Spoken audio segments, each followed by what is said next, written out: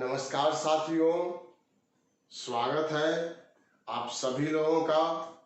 मैं प्रहलाद गुप्ता आपका स्वागत करता हूं अनअकैडमी के इस गुप्त वंश के क्लास में।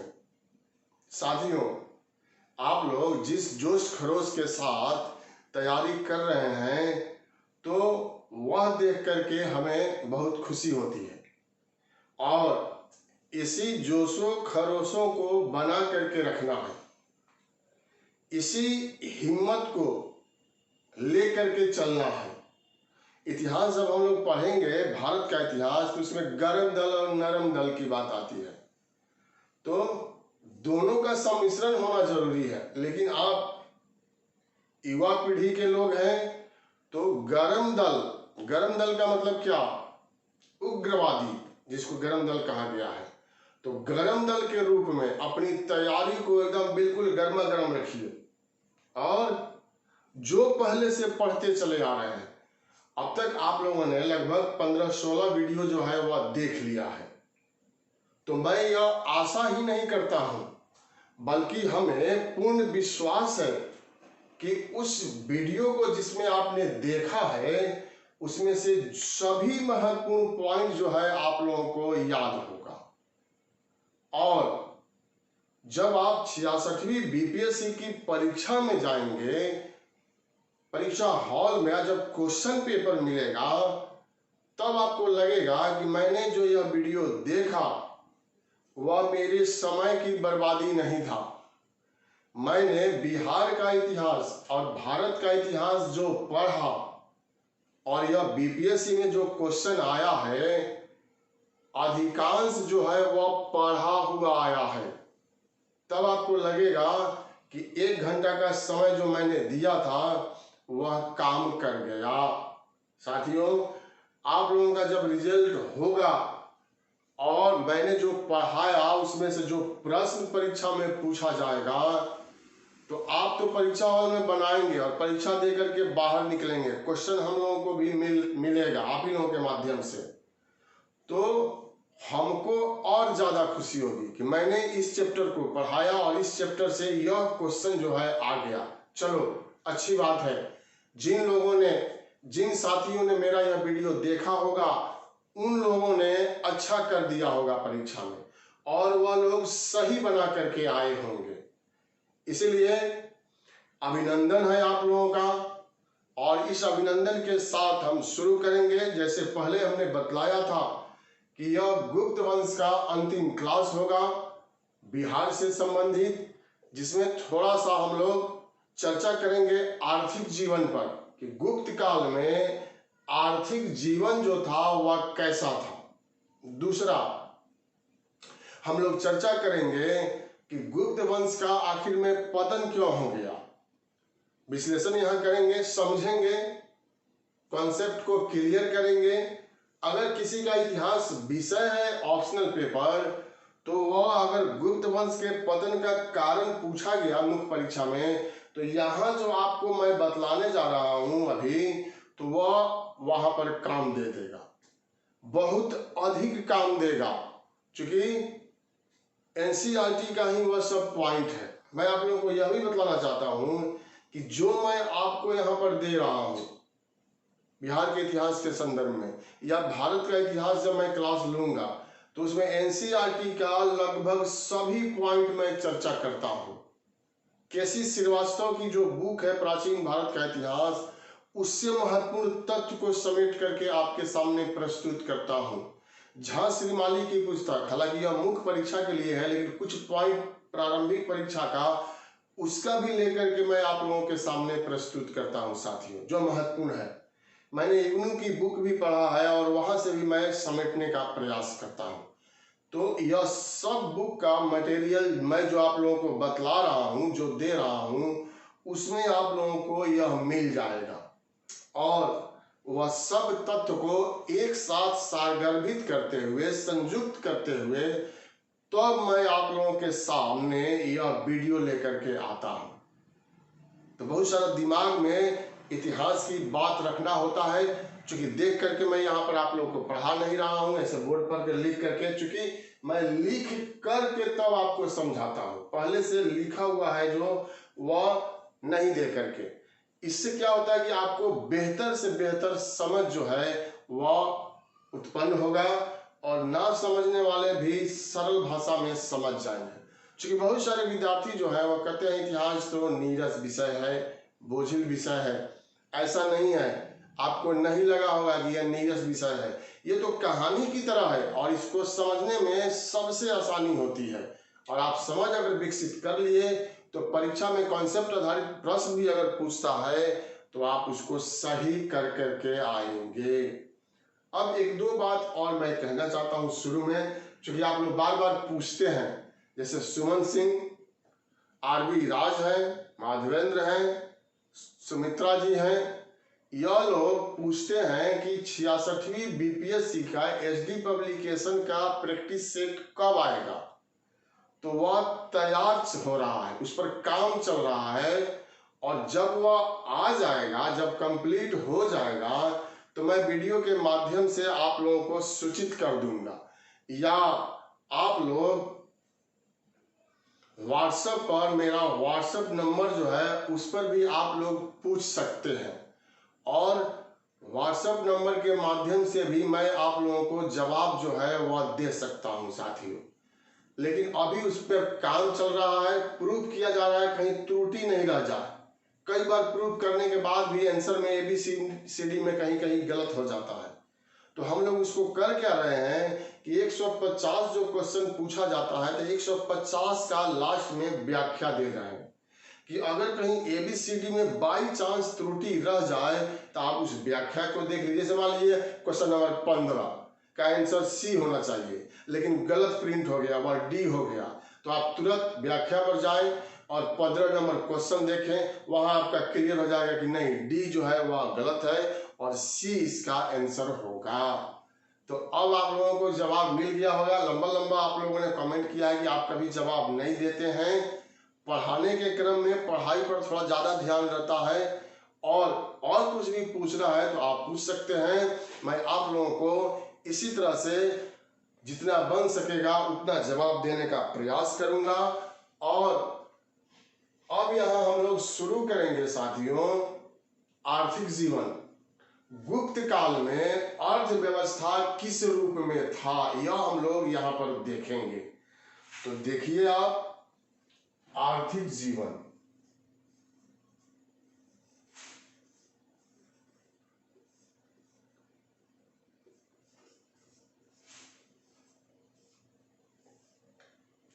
किसी भी तरह की व्यवस्था में, चाहे वह राजतंत्रात्मक हो, चाहे वह प्रजातंत्र हो, चाहे वह गणतंत्र हो, चाहे वह सैनिक शासन हो, सभी जगह अर्थव्यवस्था मजबूत होना चाहिए।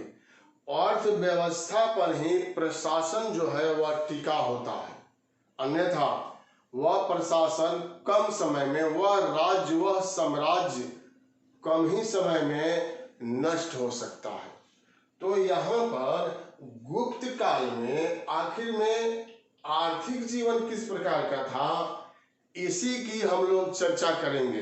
बिल्कुल कॉन्सेप्ट यहाँ पर आपका क्लियर किया जाएगा कि क्या गुप्त काल में आर्थिक जीवन के अंतर्गत स्वर्ण काल था अथवा नहीं था।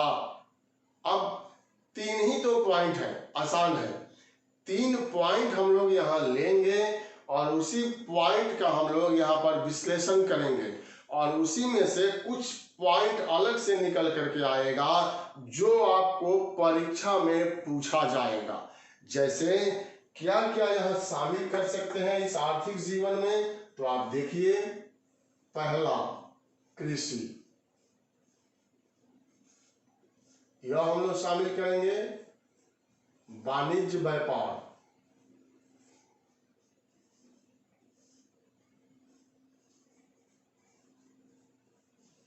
कृषि के बाद है वाणिज्य व्यापार, मुद्रा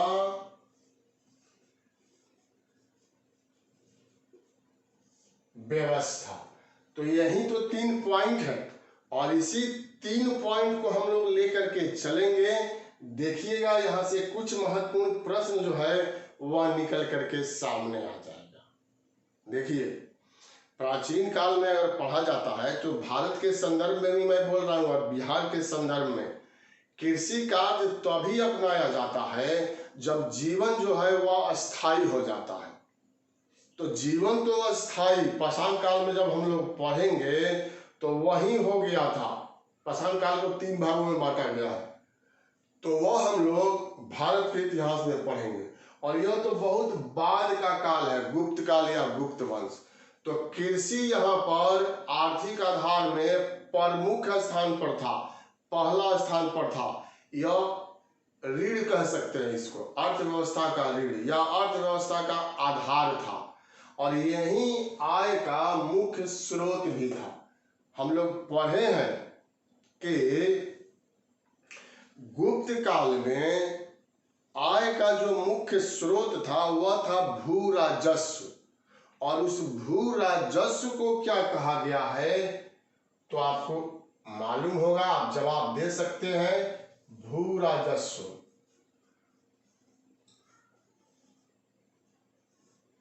यह हम लोगों ने प्रशासन में पढ़ा था ना, भू राजस्व। और इस भू राजस्व को क्या कहा गया, भाग कहा गया। तो आय का मुख्य स्रोत कृषि और कृषि में हो जाएगा भू राजस्व, और इस भू राजस्व को क्या कहते हैं तो भाग कहते हैं। और यह भाग कितना लिया जाता था, 1/6 भाग उपज का जो है वह लिया जाता था। तो यहाँ पर आपको क्लियर हो गया कि क्या आमदनी का मुख्य स्रोत था और वह कितना लिया जाता था, और शब्दावली के रूप में उसको क्या कहा जाता था। साथियों, कर तो यहाँ लिया जाता था सरकार के द्वारा, लेकिन सरकार कर लेती थी तो उसके एवज में कार्य भी करती थी कि कृषि का बहुत अधिक विकास हो।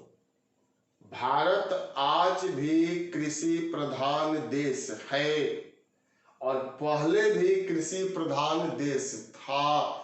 आज भी आप देख रहे हैं, चाहे वह केंद्र की सरकार हो चाहे वह बिहार की अर्थात राज्य की सरकार हो, कृषि के विकास के लिए नित्य नए नए योजनाओं का निर्माण जो है वह किया जाता है।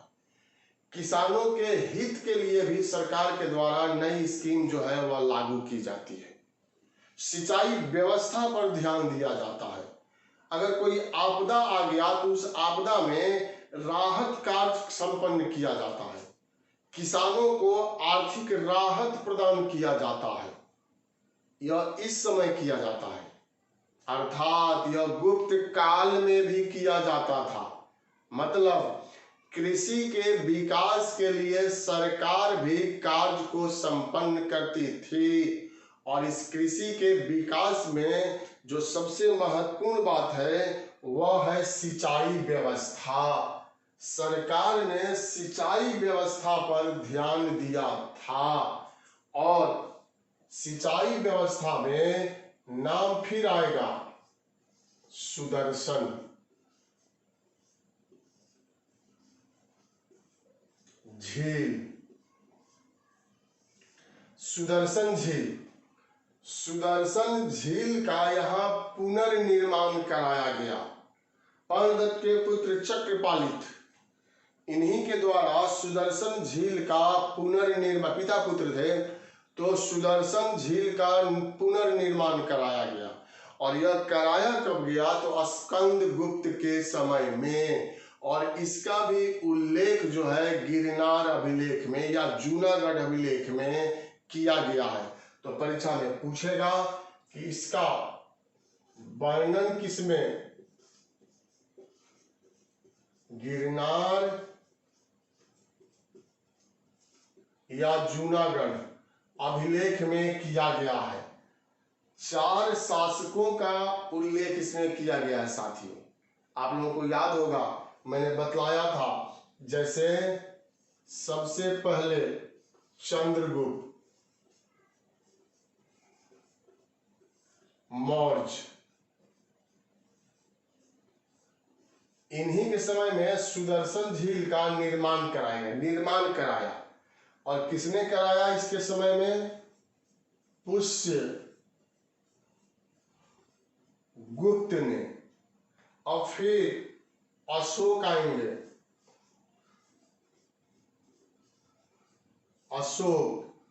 अशोक के समय तुषास्प ने, यह यूनानी था, सौराष्ट्र का प्रांतपति, और इसी ने सुदर्शन झील का निर्माण कराया। इसके बाद अब आ जाते हैं स्कंदगुप्त।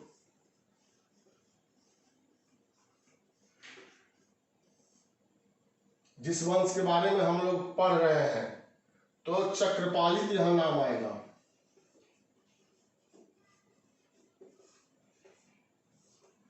और आगे जब आप बढ़िएगा तो शक शासक रुद्रदामन का नाम आएगा। रुद्रदामन और सुविशाख।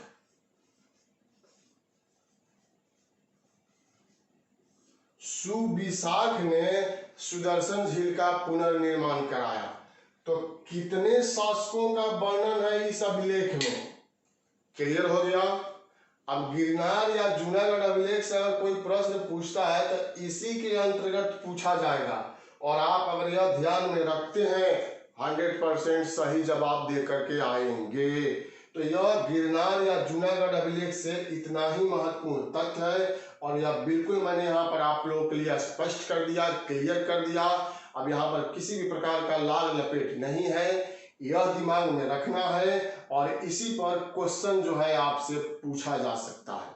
लेकिन अब यहाँ एक लेकिन शब्द आता है, सबसे ज्यादा किसके बारे में पूछा जाता है, तो रुद्रदामन। रुद्रदामन के बारे में सबसे ज्यादा, क्योंकि इस अभिलेख में सबसे ज्यादा तथ्यों का, शब्दों का अंकित करने का कार्य जो है वह रुद्रदामन के समय में हुआ था। तो 3 या कम पूछा जाता है, रुद्रदामन से ज्यादा पूछा जाता है। सीधा सीधा प्रश्न, गिरनार अभिलेख या जूनागढ़ अभिलेख किससे संबंधित है, तो रुद्रदामन से संबंधित है। बीपीएससी में 5 विकल्प दिया जाता है, 5वां विकल्प ई होता है।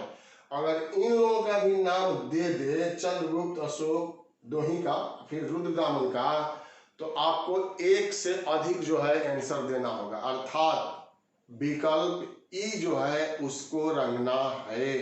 तो यही है गिरनार या जूनागढ़ अभिलेख या सुदर्शन झील। सुदर्शन झील से इतना ही महत्वपूर्ण पॉइंट बनता है। स्पष्ट हो गया, तस्वीर साफ हो गया, आगे बढ़ते हैं हम। अब देखिए, कृषि के अंतर्गत यह कार्य किया ही गया। अब गुप्त काल में भूमि का विभाजन जो है कई भागों में कर दिया गया था, कई भागों में। तो वह भाग जो है वह यहाँ पर आप देख सकते हैं, जैसे क्षेत्र भूमि, शब्दावली है क्षेत्र भूमि, वास्तु भूमि,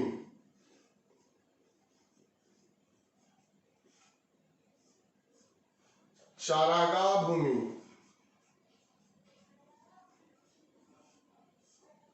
चारागाह भूमि, सील भूमि,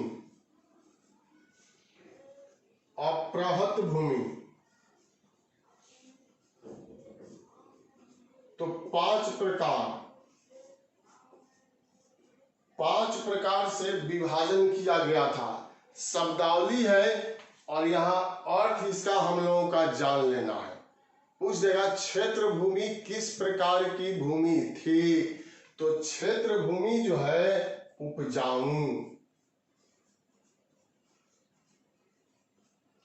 उपजाऊ भूमि को क्षेत्र भूमि कह दिया गया है। वास्तु भूमि निवास करने योग्य भूमि, घर बना करके जहां रहा जाए उसको वास्तु भूमि कहते हैं। ऐसे भी जब आपकी जॉब हो जाएगी और जब आपको सैलरी मिलने लगेगा, पैसा जब आप बचा करके एकत्रित करके रखेंगे तो एक घर बनाएंगे, और घर बनाने के पहले कहा जाता है कि वास्तु शास्त्र के द्वारा घर का निर्माण किया जाना चाहिए। तो उस शब्द से भी जानकारी हम लोगों को मिल जाता है कि वास्तु भूमि किस प्रकार की भूमि था। तो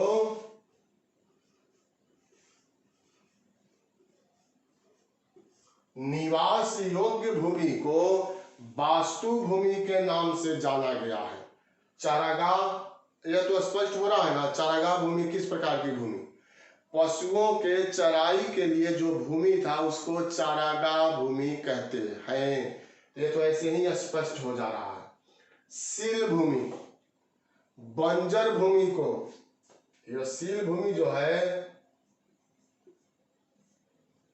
जो बंजर भूमि होता था उसी को सील भूमि कह दिया गया। अप्रहत भूमि पांचवा है, अप्रहत। तो अप्रहत भूमि किसको,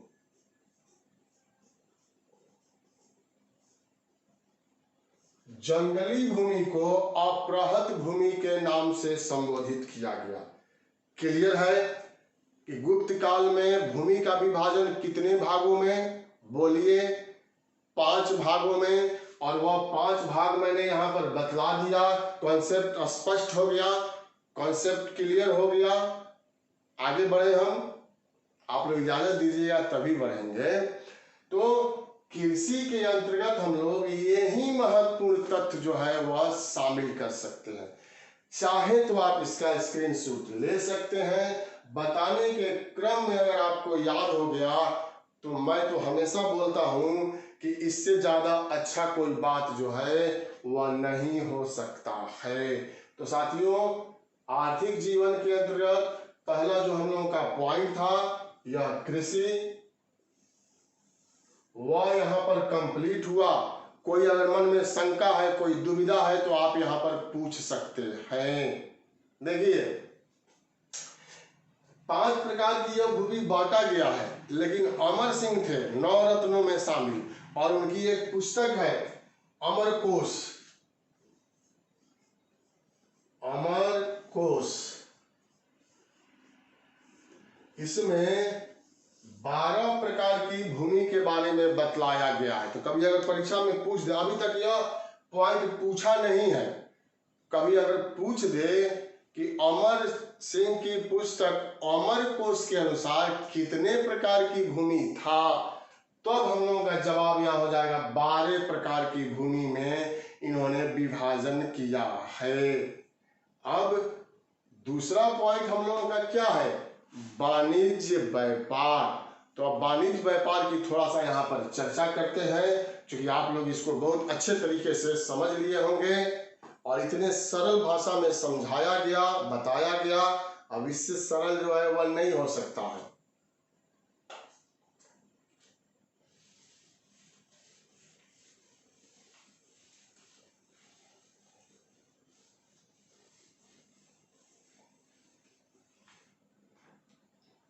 अब मैं यहां पर ले रहा हूं इसको, वाणिज्य व्यापार को, वाणिज्य व्यापार। तो कृषि के बाद इसी का स्थान था, वाणिज्य व्यापार का साथी, और व्यापारी वर्ग यहां पर थे। वाणिज्य व्यापार का कार्य जो करते थे, एनसीईआरटी में उनके लिए जो शब्द दिया गया है वह है श्रेष्ठी। श्रेष्ठी, और यह श्रेष्ठी शब्द आप देख रहे हैं तो भाषा विज्ञान के अनुसार, आप जान लीजिए, भाषा विज्ञान के अनुसार यही श्रेष्ठी शब्द जो है आगे चल करके सेठी शब्द में बदला, सेठी, और यही सेठी शब्द आगे चल करके सेठ शब्द में बदल गया। आज भी गांव देहात में, अगर आप लोग में से कुछ लोग गांव देहात के होंगे तो आप लोग कमेंट किए थे कि मैं वेस्ट चंपारण, जो अशोक के हम लोग मौर्य कला पढ़ रहे थे तो वेस्ट चंपारण, लौरिया, नंदनगढ़, रामपुरवा, कि मैं वेस्ट चंपारण का हूँ, मैं वेस्ट चंपारण की हूँ। तो मैं भी वेस्ट चंपारण का ही हूँ और मैं भी गांव का रहने वाला हूँ, एक सिंपल व्यक्ति हूँ। पढ़ने के क्रम में जो तैयारी हुआ है उसी को शेयर आप लोगों के सामने कर रहा हूं।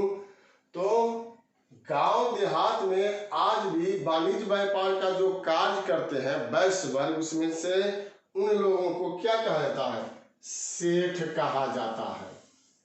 तो इसी श्रेष्ठी से तो बनते बिगड़ते यह सेठ शब्द निकल करके सामने आ गए। एनसीईआरटी जब आप पढ़ेंगे तो उसमें दिया हुआ है यह शब्द। मैं एनसीईआरटी के हर पॉइंट को इसमें शामिल कर रहा हूं। तो यही लोग वाणिज्य व्यापार का कार्य करते थे और इन लोगों का समूह जो था वह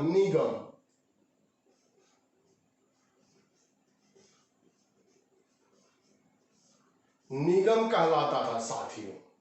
और यह लोग व्यापार करने के लिए जब बाहर निकलते थे तो बहुत अधिक संख्या में निकलते थे। कारवां जिसको कहते हैं, लंबी कारवां व्यापारियों का।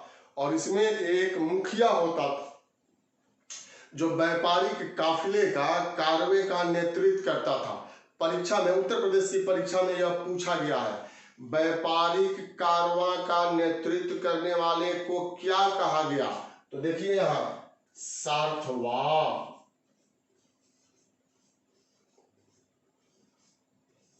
यह शब्दावली है सार्थवाह। अगर आपको पूछ दे तो क्या जवाब दीजिए? सार्थवाह क्या था?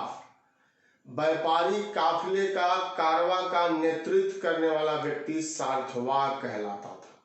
तो एक पॉइंट यह हम लोग याद रखेंगे। स्टार दे रहे हैं हम, और स्टार दे करके आप लिख सकते हैं, याद रख सकते हैं। दूसरा, मंदसौर अभिलेख की चर्चा यहां फिर आएगा। मंदसौर अभिलेख, जिससे कुमारगुप्त प्रथम के बारे में जानकारी मिलती है। इस मंदसौर अभिलेख में तैलिक श्रेणी, तैलिक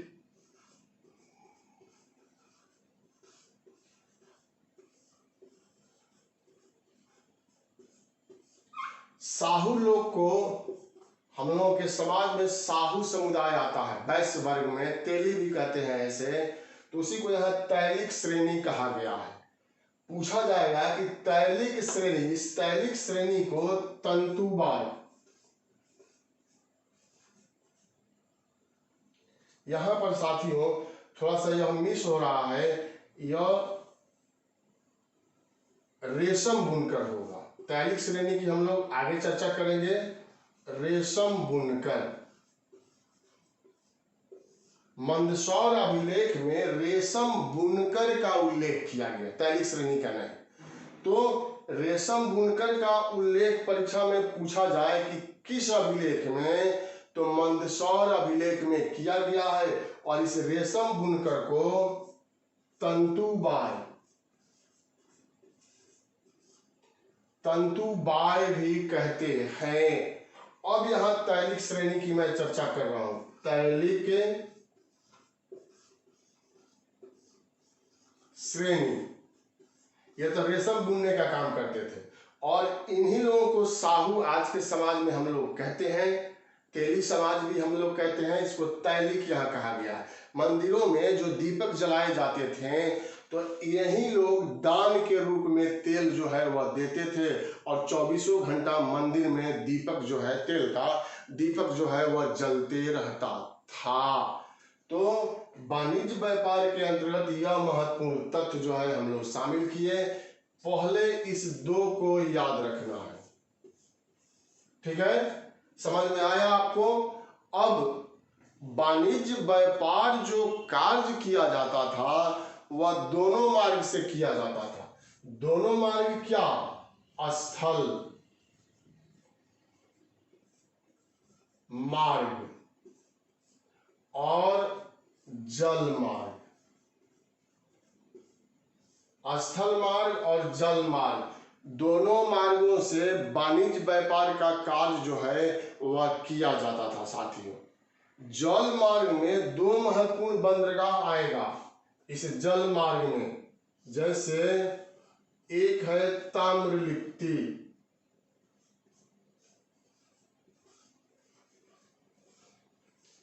यह बंगाल में है, मतलब पूरब की तरफ, पूरब का सबसे प्रमुख बंदरगाह ताम्रलिप्ति और पश्चिम में भड़ौच। यह पश्चिम में था।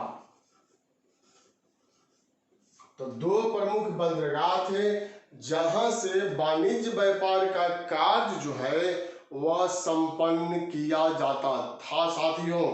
और यहीं से व्यापारी लोग इसी बंदरगाह के पास आते थे सामान लेकर के और फिर भारत से अन्य वस्तुएं लेकर के वापस जाते थे। प्राचीन काल में अगर उत्तर भारत के संदर्भ में हम लोग पढ़ें तो बार बार यह बंदरगाह का नाम जो है वह आ जाता है। तो यही जल मार्ग। अब व्यापारिक कार्य जो किया जाता था वह दक्षिण पूर्व एशिया के साथ, दक्षिण पूर्व एशिया के जो अधिकांश देश थे उनके साथ गुप्त काल में बहुत अधिक व्यापार का कार्य किया जाता था साथियों। और साथ ही में जोड़ा जाएगा तो कंबोडिया की बात आ जाएगी, अंकोर वाट उसमें शामिल हो जाएगा, जावा सुमात्रा की बात आ जाएगी, यहाँ से ज्यादा इंडोनेशिया की बात आ जाएगी। वाणिज्य व्यापार का कार्य जो है संपन्न किया जाता था। भारत से कुछ वस्तुएं यह लोग अपने यहाँ मंगाते थे और भारतीय व्यापारी जो थे वह विदेशों से कुछ वस्तुएं अपने यहाँ मंगाते थे। जैसे चीन से रेशम, तो चीना शंकु कहते हैं, चीना शंकु रेशम को यह चीन से मंगाया जाता था। इथोपिया से हाथी दांत मंगाया जाता था और उस पर नक्काशी करके हीरा मोती जवाहरात जो होता है बहुमूल्य रत्न, नक्काशी करके पुनः उसको विदेशों में भेज दिया जाता था। उत्तम नस्ल का घोड़ा भारत में नहीं होता था, तो व्यापारी लोग क्या करते थे, उत्तम नस्ल के घोड़े का व्यापार करते थे। और यह बैक्टीरिया से, ईरान से, मध्य एशिया के क्षेत्र से, इराक से, यहाँ से उत्तम नस्ल के घोड़े को व्यापार के रूप में लाया जाता था और यह काफी लाभदायक जो है वह व्यापार होता था। यहाँ से मुख्य रूप से सूती वस्त्र है, मसाला है और जड़ी बूटी, यही जो है व्यापारी लोग यहाँ से लेकर के जाते थे अपने यहाँ, या यहाँ के व्यापारी विदेशों में जाकर के उसको बेच करके अधिक से अधिक मुनाफा जो है वह कमा लेते थे। तो यही साथियों वाणिज्य व्यापार से संबंधित महत्वपूर्ण हम लोगों का बात है। तो आप यहाँ देख रहे हैं संक्षिप्त पॉइंट है। पहले सारथवा और रेशम बुनकर, यह दोनों आप लोगों को याद रखना है। उसके बाद जो है अन्य तत्व पर आप फोकस कीजिएगा। अंतिम हम लोगों का पॉइंट क्या है आर्थिक जीवन में, तो अंतिम पॉइंट हम लोगों का है मुद्रा व्यवस्था। तो इसी की हम चर्चा करेंगे।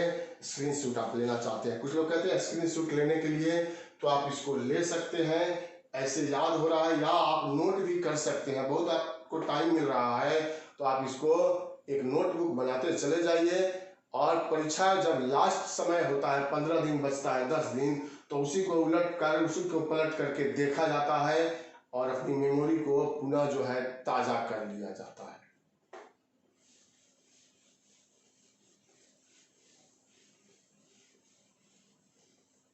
अब क्या है हम लोगों का मुद्रा व्यवस्था है। तो साथियों हम लोग जब भारत का इतिहास पढ़ेंगे तो वहां सिक्का के बारे में पढ़ेंगे। भारत में सिक्कों का प्रचलन 600 ईसा पूर्व में हुआ था भगवान बुद्ध के काल में, और उसके बाद सिक्कों का प्रयोग यहाँ बहुत अधिक संख्या में होने लगा था। हम लोगों ने देखा कि अनेक गुप्त शासकों ने कई प्रकार के सिक्का जो है वह जारी किया था। बयाना से सबसे अधिक, हम लोग पहले भी चर्चा किए हैं, बयाना, यहीं से सबसे अधिक सिक्कों का ढेर जो है वह गुप्त काल में मिला है। अब यहां से बार बार परीक्षा में एक प्रश्न पूछा जाता है और वह मैं यहां लिख रहा हूं और वह आपको याद भी कर लेना है, तो परीक्षा में प्रश्न नहीं छूटेगा। जैसे सोने के सिक्कों को क्या कहा जाता था, तो देखिए, गुप्त काल में सोने के सिक्का को दिनार कहा गया, याद रखना है, अरबी शब्द है और यहाँ दिनार कह करके प्रयोग किया गया है। गुप्त काल में सोने के सिक्का को दिनार कहा जाता था। गुप्त काल में ही पहला चीनी यात्री आया था। कौन आया था बताइए? फाहियान आया था। और वह क्या कहता है कि गुप्त काल में दैनिक लेन देन में किसका प्रयोग किया जाता था? कौड़ियों का। यह सिक्कों का उल्लेख नहीं करता है, कहता है दैनिक लेन देन में कौड़ियों का प्रयोग जो है वह किया जाता था। मुद्रा व्यवस्था के अंतर्गत ये, अगर यह 2 पॉइंट याद रख लिए और एक यह है, तीसरा सबसे अधिक मुद्रा या सिक्का जो है बयाना से मिला था, तो प्रश्न नहीं छूटने की गुंजाइश हो जाती है। मतलब आप प्रश्न बना करके आ सकते हैं, क्योंकि इसी तीनों में से बार बार परीक्षा में प्रश्न जो है वह पूछ दिया जाता है। तो यही जो आर्थिक जीवन है, और आप लोगों को पूर्ण रूप से समझ में आया होगा, कॉन्सेप्ट जो है वह पूरा क्लियर हुआ होगा, और इतिहास आपको नीरस नहीं बल्कि रोचक लग रहा होगा कि पढ़ा जाए अच्छे तरीका से, अगर समझा जाए तो कुछ ही तो पॉइंट है, कुछ पॉइंट को याद रख लेंगे, परीक्षा में पास कर जाएंगे। विद्वान नहीं बनना है, सेलेक्टिव जो है वह पढ़ना है, और उसी में से पढ़ करके परीक्षा में पास होकर के जिस लक्ष्य के लिए आप लोग बाहर रह रहे हैं, तैयारी कर रहे हैं, गार्जियन आपके ऊपर आशा लगाए हुए हैं, आपके रिश्तेदार भी आशा भरी नजरों से देख रहे हैं, खुद आप सोच रहे हैं कि कब मेरी जॉब लग जाए, वह होगा। बस थोड़ा सा यहाँ ध्यान देना है कि सबसे पहले किस पॉइंट को दिमाग में रखें। तो मुद्रा व्यवस्था में सबसे पहले किस पॉइंट को दिमाग में रखेंगे? इस 3 पॉइंट को ध्यान में रखेंगे, और उसके बाद अन्य पॉइंट को ध्यान में रखेंगे। तो आपको लगने लगेगा कि मैं भी इतिहास जो है वह बहुत अधिक जानता हूँ, और मैं किसी को बहुत ही सरल और सहज तरीके से समझा सकता हूँ, गुप्त वंश के बारे में बता सकता हूँ। तो यही है साथियों, आर्थिक जीवन जो गुप्त काल से संबंधित है, और यहीं पर हम लोग का तथ्यात्मक जो अध्ययन है वह आकर के समाप्त हो जाता है। अब मैंने आप लोगों से कहा था कि थोड़ा सा हम लोग चर्चा करेंगे, समझने का प्रयास करेंगे, हालांकि यह मुख्य परीक्षा से संबंधित है, फिर भी, कि गुप्त साम्राज्य का, गुप्त वंश का अंत कैसे हो गया। तो उसके कुछ कारण दिए गए हैं, और वही कारण पर हम लोग यहाँ प्रकाश डालेंगे।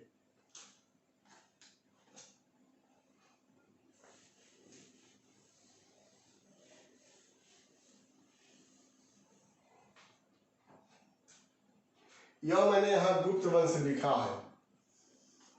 गुप्त वंश के पतन का कारण,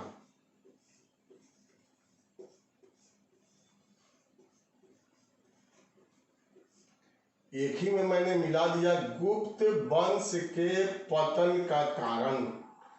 इतना विशाल साम्राज्य का निर्माण किया गया, विद्वानों ने स्वर्ण काल तक कह दिया, तो क्या यह स्वर्ण काल था?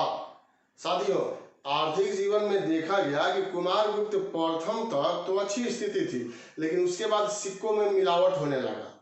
हालांकि परीक्षा में अगर आपसे पूछ दे कि सबसे अधिक सोने का सिक्का किसने जारी किया, तो गुप्त वंश के शासकों ने जारी किया, लेकिन उस सोने के सिक्कों में मिलावट था। सबसे अधिक शुद्ध सोने का सिक्का कुषाणों ने जारी किया था। तो 2 तरह से प्रश्न आता है कि सबसे अधिक सोने का सिक्का तो गुप्त शासकों ने जारी किया, और जब सिक्कों में मिलावट होने लगेगा तो आप तो सहज निष्कर्ष निकाल सकते हैं कि इसका मतलब है कि अब आर्थिक स्थिति दयनीय होते जा रहा था। तो अभी तो सिक्कों में मिलावट का कार्य शुरू कर दिया गया था। बिल्कुल स्पष्ट हो गया तस्वीर। अब यहाँ पर पतन के क्या क्या कारण थे, तो इतिहास में यह कारण हमेशा आता है, अयोग्य उत्तराधिकारी। अयोग्य उत्तराधिकारी। दूसरा, आर्थिक कारण, कमजोर था। तीसरा, सामंतों की भूमिका।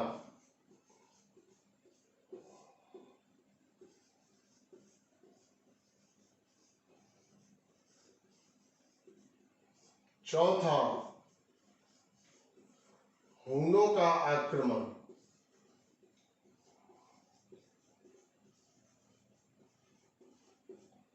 तो यह कुछ पॉइंट है जिसके चलते गुप्त वंश का पतन हो जाता है।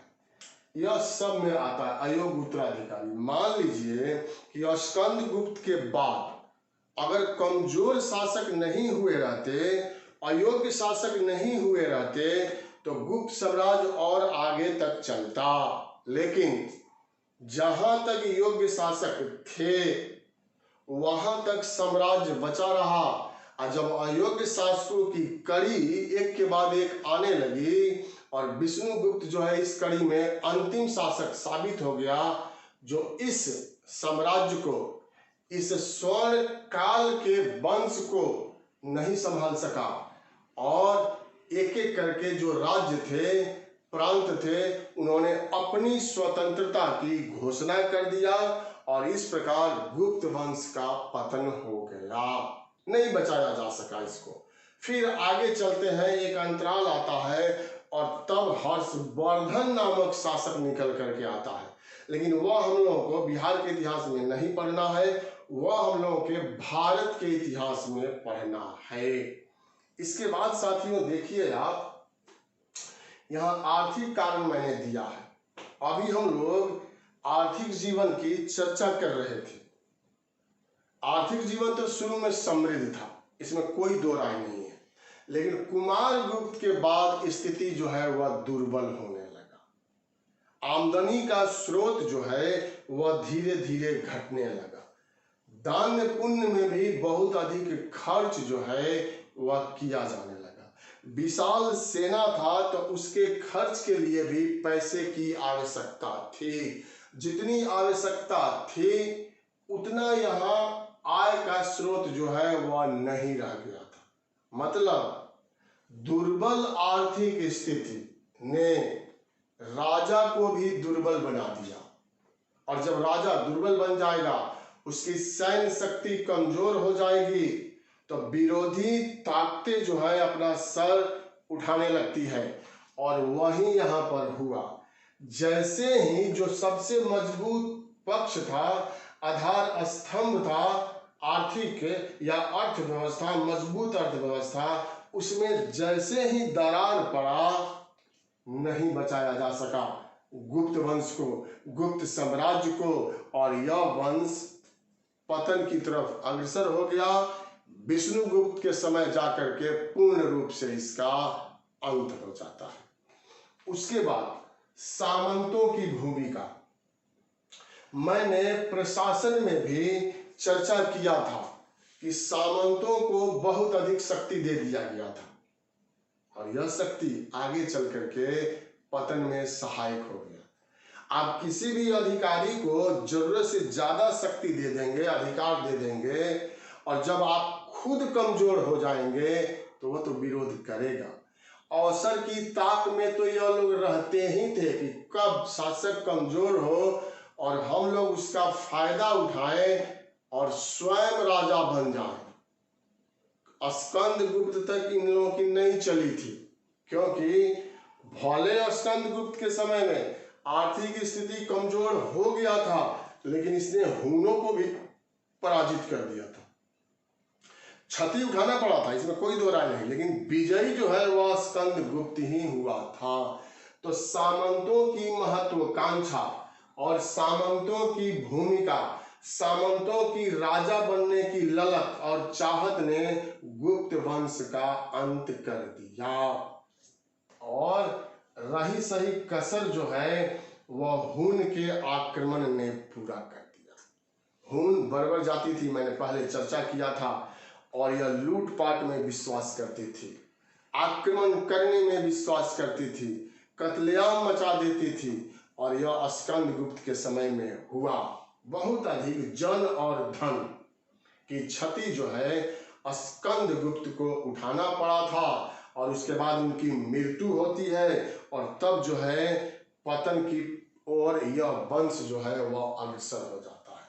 तो इन लोगों ने भी, हुनों ने भी, जिसमें तोड़मान और मिहिर कुल का नाम हम लोगों ने लिया था, तो हुनों ने भी गुप्तों के पतन में एक सहायक ही सही लेकिन महत्वपूर्ण भूमिका जो है वह निभा दिया था। इस प्रकार 275 ईस्वी में स्थापित यह गुप्त वंश 570 तक आते आते अंत कर गया। इसका कहानी जो है यहाँ पर आकर के समाप्त हो जाता है। तो यही हम लोगों को समझना था कॉन्सेप्ट के लिए, और मैं यह आशा करता हूं कि आप लोगों को समझ में बिल्कुल आ गया होगा। शब्दों का जाल है, आपके पास और अधिक अच्छा शब्द मिले तो उसको भी आप इसमें जोड़ करके कंप्लीट नोट्स बना सकते हैं। तो आपको समझ में आ गया होगा कि किस प्रकार से गुप्त वंश का, गुप्त साम्राज्य का जो है वह पतन हो गया। तो यही हम लोगों का आज का अंतिम क्लास है, और गुप्त वंश यहाँ पर आकर के समाप्त होता है साथियों। और गुप्त वंश एक लंबा अध्याय था, चूंकि बहुत बड़ा चैप्टर है यह, और हम लोगों को महत्वपूर्ण बात इसमें जानना था। अब बारी किसकी है तो आप लोग जानते हैं, अब बारी आ रहा है 10 क्वेश्चन, 12 क्वेश्चन, अर्थात 10-12 क्वेश्चन पूछने की, और आप लोग इसका जवाब देंगे। क्वेश्चन हम वही पूछते हैं जो इसके पहले वाले वीडियो में पढ़ाए रहते हैं, जो आप पढ़े हुए हैं। तो वहां पर हम लोग पढ़े थे विज्ञान एवं तकनीक, शिक्षा एवं साहित्य, वही हम लोगों को देखना है। और उसी में हम लोग आगे बढ़े थे तो पढ़े थे सामाजिक जीवन। तो साथियों, इन्हीं तीनों विषय को लेकर के मैं यहाँ पर प्रश्न जो है आप लोगों से पूछूंगा, और आप लोग तो वैसे सब प्रश्न का जवाब दे ही देते हैं, दिल जो है वह खुश कर देते हैं प्रश्न का जवाब देते हैं। तो लगता है कि मैं जो 1 घंटा या 1 घंटा का वीडियो बनाने में 3 घंटा 4 घंटा लगता है, बहुत सारा चीज इसमें करना होता है। कभी कभी साउंड का गड़बड़ी हो गया फिर बंद कीजिए, कभी लाइट चला गया फिर बंद कीजिए, बहुत तरह का छोटी छोटी बारीकी जो है चीज जो है वह गड़बड़ हो जाता है, तो फिर से शुरू करना पड़ता है। तो 1 घंटा के वीडियो में मान के चलिए कम से कम 3 घंटा जो है वह लग जाता है बनाने में। तो हमको उससे मतलब नहीं है, 3 घंटा मेरा व्यर्थ नहीं जाता, इसलिए नहीं जाता है जब आप सही जवाब देते हैं तो लगता है कि चलो 3 घंटा के बदले 3.5 घंटा भी लगेगा तो मैं वह समय दूंगा, क्योंकि आप लोग अच्छी तरीका से पढ़ रहे हैं, रीड कर रहे हैं। क्योंकि आप जो जवाब देते हैं वही प्रमाणित कर देता है कि आप अच्छे तरीके से तैयारी कर रहे हैं, और इसी तरह से करना चाहिए। तो क्वेश्चन यहां देखिए,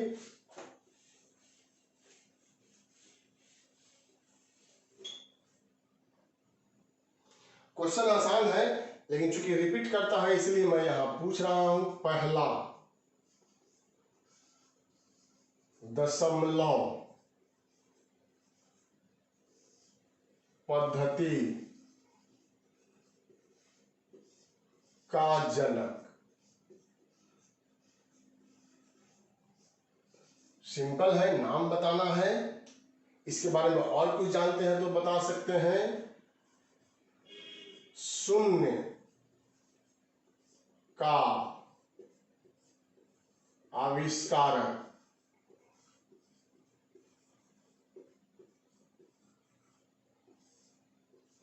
यह भी आप बता सकते हैं।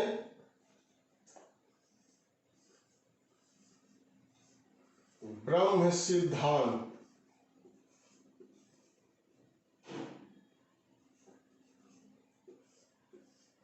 ब्रह्म सिद्धांत का लेखक।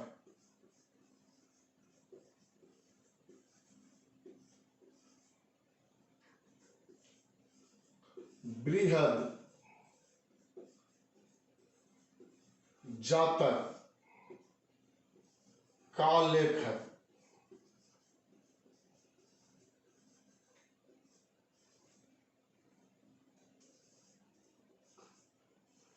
धन्वंतरी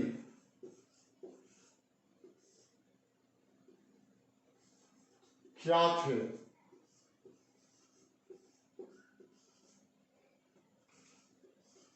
किसने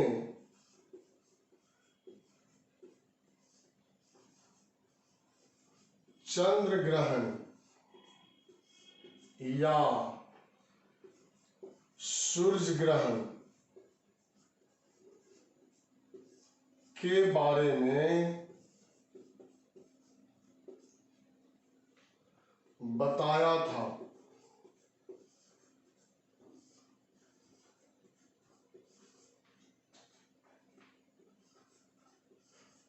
सती प्रथा का प्रथम उल्लेख किस अभिलेख में?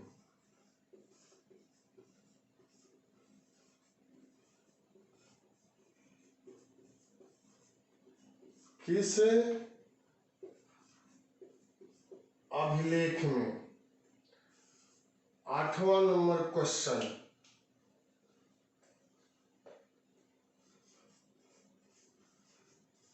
नालंदा महाविहार में किस धर्म की शिक्षा दीक्षा दिया जाता था? 9 नंबर, गुप्तों की राजकीय भाषा।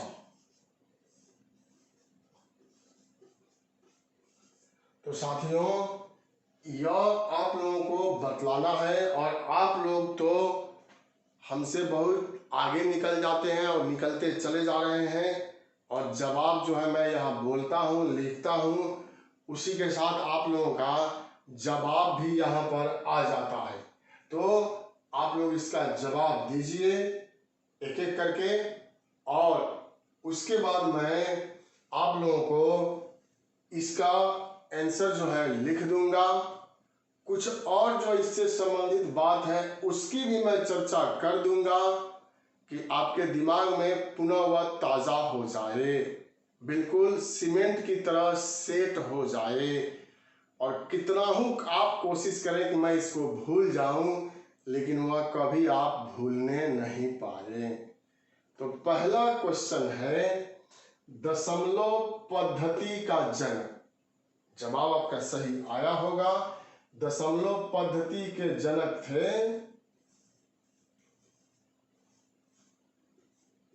आर्यभट्ट, प्रसिद्ध गणितज्ञ थे और इसी बिहार के पाटलिपुत्र धरती के रहने वाले थे। हम लोग चर्चा कर चुके हैं।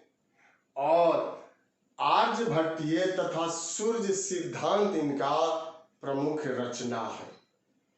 क्लियर? शून्य का आविष्कारक, कभी कभी यह नाम दिया जाता है लेकिन यह नाम गलत है। आंसर क्या होगा? अज्ञात भारतीय। नाम हम लोगों को ज्ञात नहीं है लेकिन यह स्पष्ट है कि कोई भारतीय ही था जिसने शून्य का आविष्कार कर दिया था। जैसे हम लोग भारत का इतिहास पढ़ेंगे तो वहां पर विदेशी स्रोत आता है और एक पुस्तक है जिसका नाम है पेरिप्लस ऑफ द एरिथ्रियन सी। क्या नाम है? पेरिप्लस ऑफ द एरिथ्रियन सी। इसके लेखक कौन है? यूपीएससी की परीक्षा में पूछ दिया गया है। 64 या 63 की परीक्षा में पूछा गया है। क्वेश्चन बैंक आपके पास होगा तो देखिएगा। तो वहां भी इसी तरह का आंसर दिया जाता है, अज्ञात यूनानी। यूनानी था इतना पता चलता है कि उसका लेखक यूनानी था, लेकिन कौन था यह पता नहीं चलता है। तो उसी तरह से अज्ञात भारतीय ने शून्य का आविष्कार किया था। क्लियर हो गया। ब्रह्म सिद्धांत का लेखक, ब्रह्म सिद्धांत के लेखक कौन थे बताइए? ब्रह्मगुप्त। यहां पर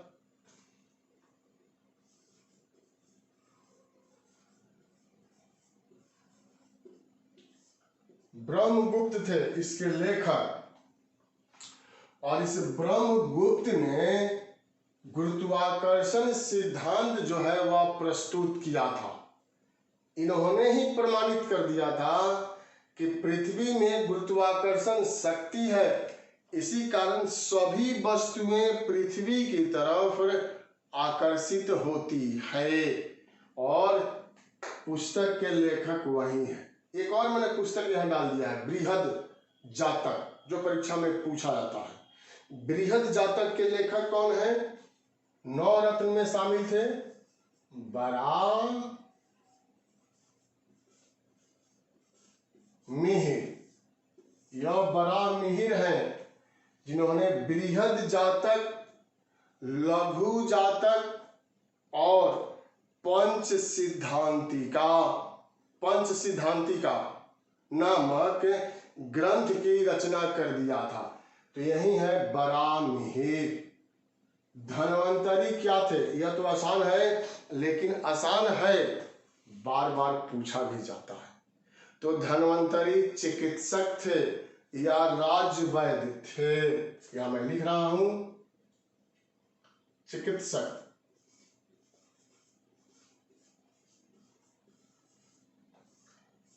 राजवैद्य। और यह 9 रत्नों में शामिल थे यह धन्वंतरी। इसके बाद किसने चंद्र ग्रहण या सूर्य ग्रहण के बारे में बताया था, प्रमाणित किया था कि पृथ्वी सूर्य की परिक्रमा करती है और उसकी छाया पड़ने से सूर्य ग्रहण और चंद्र ग्रहण होता है? तो आपका जवाब तो आ गया होगा, हमें पता है, फिर भी हम यहां लिख रहे हैं। और यह भी हो जाएंगे आर्यभट्ट।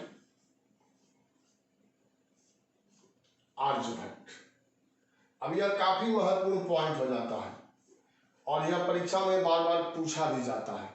सती प्रथा का प्रथम उल्लेख किस अभिलेख में किया गया है? अभिलेख का नाम बतलाना है आपको। एरन अभिलेख, एरन अभिलेख। हम लोग चर्चा किए थे कि गुप्त काल में ही सती प्रथा के बारे में पहली जानकारी मिलती है। एक और सामाजिक बुराई यहां आकर के जुड़ गया और सती प्रथा का प्रचलन जो है शुरू हुआ। 510 ईस्वी में भानुगुप्त के सेनापति गोपराज की मृत्यु होती है। तब उनकी पत्नी भी उनके साथ चिता में जल करके अपने आप को आग के हवाले करके सती प्रथा का पालन कर लेती है और यहीं से सती प्रथा की शुरुआत होती है। और इसका उल्लेख जो किया गया है वह मध्य प्रदेश के एरन अभिलेख में किया गया है। 8 नंबर क्वेश्चन, नालंदा महाविहार में किस धर्म की शिक्षा दीक्षा दिया जाता था? आसान है, बता दीजिए किस धर्म से संबंधित? तो बौद्ध धर्म।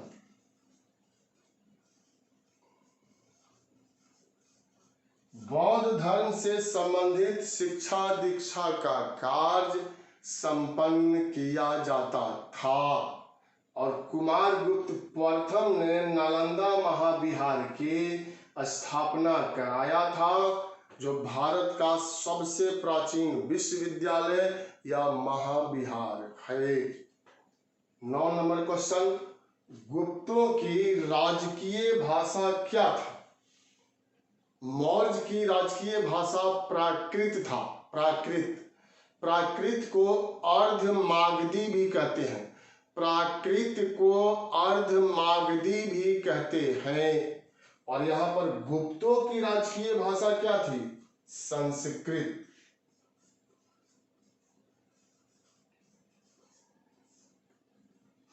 संस्कृत था।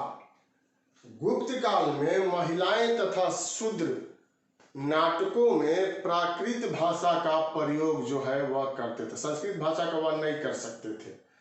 तो मित्रों, साथियों, यह आप लोगों का 9 क्वेश्चन था और आप लोगों ने, हमें आशा है कि 9 में 9 जवाब दिया होगा, क्योंकि आप लोग बोलने के साथ ही जवाब दे देते हैं। मैं यहाँ पर फिर इसलिए दोहरा देता हूँ कि अगर कहीं आप भूल रहे हो थोड़ा बहुत तो फिर आपको वह याद हो जाए।